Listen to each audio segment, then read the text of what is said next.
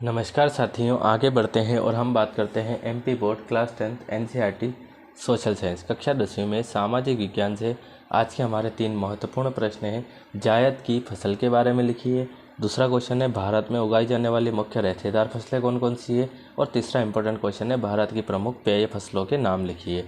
ठीक है, तीनों के तीनों ही इंपॉर्टेंट क्वेश्चन है। तो देख लेते हैं। पहला हम जायद की फसल के बारे में लिखिए, पूछा जाता है परीक्षा में। तो जायद की फसल क्या होती है? खरीफ और रबी की फसल तो आपने सुना होगा और याद भी होगा आपको।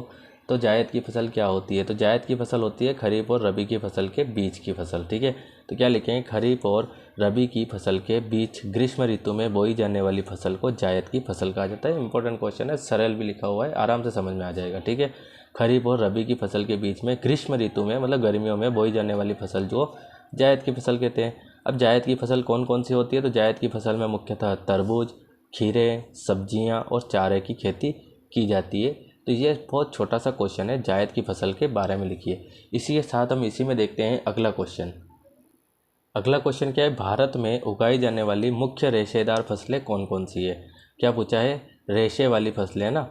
तो मुख्य रेशेदार फसलें कौन कौन सी है? तो सिंपल सी बात है, भारत में उगाई जाने वाली मुख्य रेशेदार फसलें क्या हो जाएगी? कपास, जूट, सन और प्राकृतिक रेशम। क्या क्या हो जाएगी? कपास, जूट, सन और प्राकृतिक रेशम।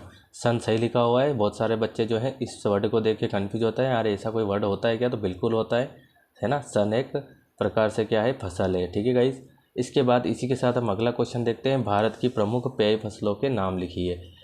तो पेय फसलों के नाम आपको वैसे तो पता होना चाहिए, क्या हो जाएगी? तो भारत की प्रमुख पेय फसल हो जाएगी चाय, कहवा और कोको।